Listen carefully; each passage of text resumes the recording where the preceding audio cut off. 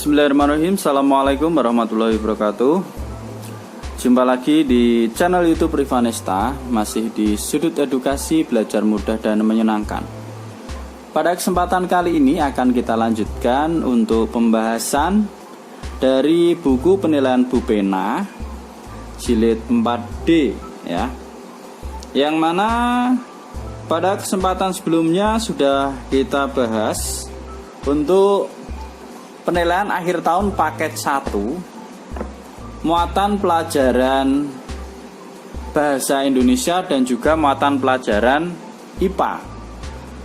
Untuk muatan pelajaran bahasa Indonesia di paket 1 sudah kita bahas ya, ada 20 nomor ya.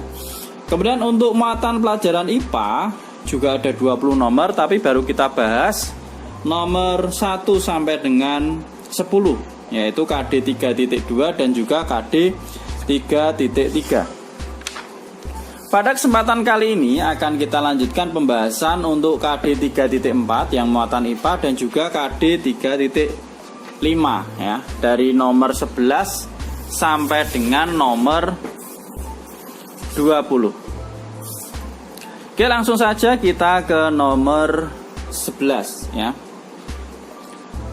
Contoh gaya dorong dalam kehidupan sehari-hari adalah, kita lihat di sini, A. Mengetuk pintu, B. Membuka pintu mobil, C. Menimba air di sumur, dan D. Mengungkit paku ya. Ini ada 4 kegiatan, kira-kira gaya yang digunakan apa aja. Yang A. Mengetuk pintu ya, mengetuk pintu biasanya kita lakukan dengan gini ya. Nah, otomatis kita mendorong pintu tersebut walaupun dengan sedikit tekanan, karena kita mengetuk, berarti supaya ada suara kita dorong antara jari dengan pintu. Kemudian yang B, membuka pintu mobil. Kalau pintu mobil itu kebanyakan kita tarik ya, jadi kita tekan sedikit kemudian kita tarik ya, ini gaya tarik. Kemudian yang C, menimba air di sumur, ini juga kita tarik biasanya, walaupun ada yang mungkin modelnya pakai katrol, tetap kita tarik.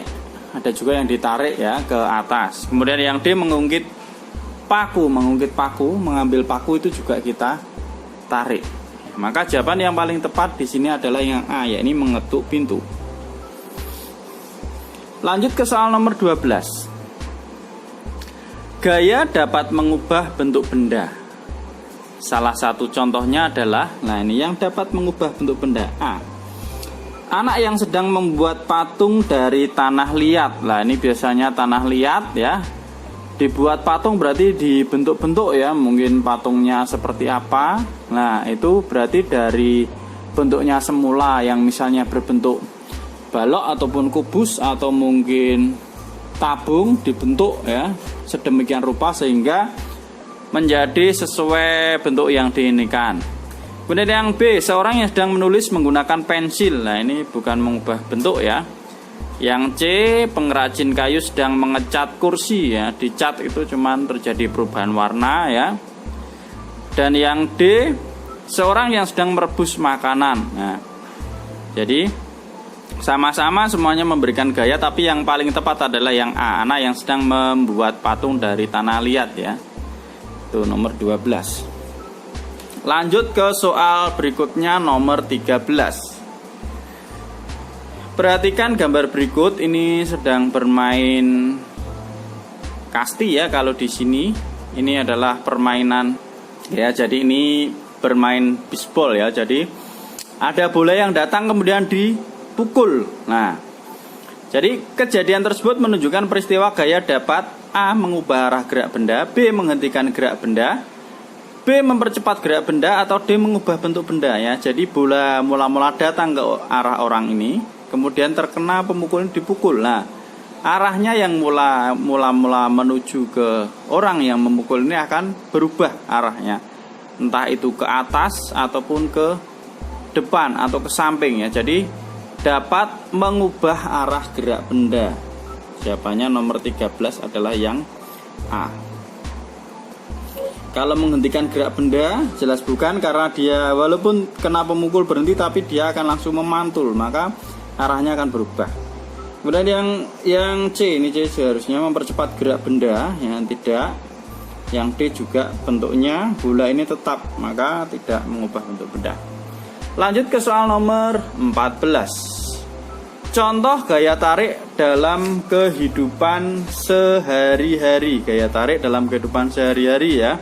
Misalnya kita menarik meja, menarik kursi. Nah, ini sudah saya tuliskan beberapa contoh gaya tarik dalam kehidupan sehari-hari. Misalnya kita bermain tarik tambang ya.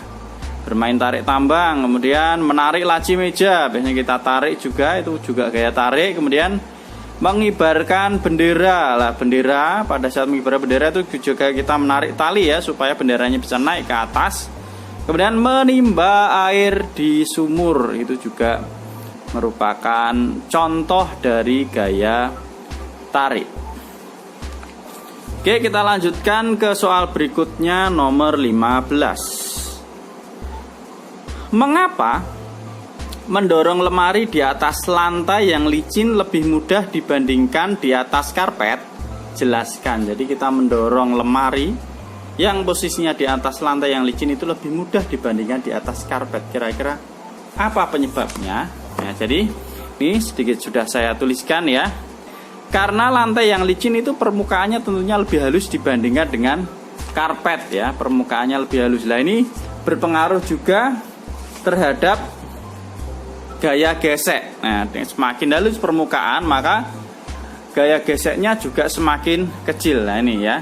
Jadi sehingga gaya gesek lantai tadi akan lebih kecil karena dia permukaannya lebih licin, lebih halus. Maka lemari akan lebih mudah didorong. Kalau gaya geseknya semakin kecil, itu lemari akan lebih mudah didorong dibandingkan karpet ya. Permukaannya tentu lebih kasar sehingga dia lebih sulit lemari tersebut untuk didorong. Oke, sekarang kita lanjutkan ke nomor 16 ya, masih muatan IPA KD 3.5. Manusia dapat melakukan pekerjaan karena memiliki energi yang berasal dari titik-titik. Jadi manusia itu dapat melakukan pekerjaan karena memiliki energi yang berasal dari makanan tentunya ya. Energi manusia itu didapatkan dari makanan berupa energi kimia. Nah, mungkin manusia itu energinya dari listrik, baterai, apalagi aki ya. Oke, sekarang kita ke nomor 17. Sumber energi terbesar di bumi adalah, nah jelas ya, sumber energi terbesar di bumi adalah matahari. Matahari itu adalah energi yang paling besar atau terbesar di bumi ya. Walaupun makanan juga sebagai sumber energi, kemudian ini minyak bumi, ini batu bara, tetapi yang paling besar atau yang terbesar itu adalah matahari ya. Nomor 17 jawabannya yang A. Kita lanjutkan ke soal nomor 18. Nah, kita lihat di sini adalah gambar sungai ya mengalir ya. Kemudian di sini ada air terjun. Nah, jadi terjadi pergerakan yang jelas di sini ya. Aliran sumber daya alam tersebut mengandung energi jelas, karena ada yang bergerak berarti energi gerak.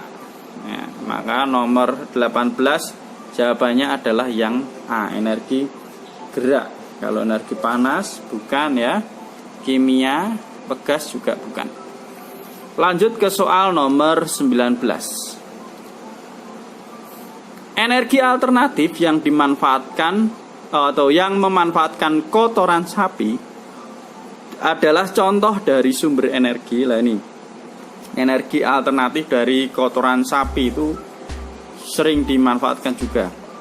Itu contoh dari sumber energi terbatas. Bukan, karena energi sapi itu kan termasuk makhluk hidup. Nah, dia bisa berkembang biak, maka tidak mungkin dia terbatas ya. Akan terjadi regenerasi. Geotermal itu berasal dari panas. Geo itu bumi ya, panas bumi, bukan. Kemudian tidak terbarukan jelas bukan, karena ini bisa terbarukan karena bisa dihasilkan secara terus menerus selama sapi itu masih ada. Jadi ini yang betul, yang paling tepat jawabannya adalah biomasa. Jadi energi alternatif yang berasal dari kotoran sapi itu adalah contoh dari sumber energi biomasa ya. Apa itu energi biomasa? Ini akan saya terangkan sedikit tentang energi biomasa. Ya. Energi biomasa adalah sumber energi yang berasal dari bahan biologis atau organik yang telah atau baru saja mati ya, ataupun masih hidup. Jadi yang telah baru saja mati ataupun masih hidup, contohnya kotoran sapi tadi ya. Jadi biomasa dapat berupa tumbuhan atau hewan atau sisa yang dihasilkan oleh tumbuhan atau hewan. Kalau kotoran sapi tadi berarti adalah sisa yang dihasilkan oleh hewan tersebut ya, berupa kotoran sapi, maka dia termasuk dalam sumber energi yaitu biomasa ya. Oke, gitu. Kemudian kita lanjutkan ke soal terakhir untuk muatan pelajaran IPA nomor 20. Bagaimana cara menghemat energi listrik? Nah, cara menghemat energi listrik di sini sudah saya tuliskan ada 4 ya.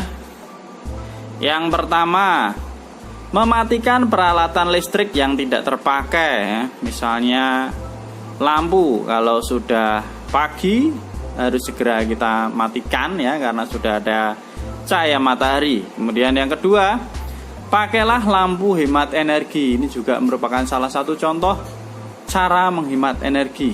Yang ketiga, buka jendela dan gorden di siang hari ya, siang hari. Jadi supaya cahaya bisa masuk, sudah terang maka kita tidak perlu menggunakan lampu. Dan yang keempat, gunakan tangki penampung air lah. Penggunaan tangki penampung air ini sebenarnya tujuannya supaya kita tidak terlalu sering menyalakan pompa air ya, karena kalau kita mengisi tangki penampung air, misalnya kita isi penuh, itu bisa bertahan selama 3 ataupun bahkan sampai 1 minggu. Jadi pompa air tidak perlu menyala terus menerus, karena pompa air yang menyala itu juga membutuhkan energi listrik yang cukup besar pada saat menyala pertama kali. Sehingga alangkah baiknya kalau kita menggunakan tangki penampung air di rumah, itu juga merupakan salah satu contoh cara untuk menghemat energi. Oke, mungkin ini dulu pembahasan untuk muatan pelajaran IPA dari penilaian akhir tahun paket 1 Bupena. Untuk muatan pelajaran IPS dan juga SBDP, tetap ikuti terus di channel YouTube Rivanesta. Terima kasih sudah meluangkan waktu untuk belajar bersama. Mohon maaf apabila ada kekurangan. Saya akhiri. Assalamualaikum warahmatullahi wabarakatuh.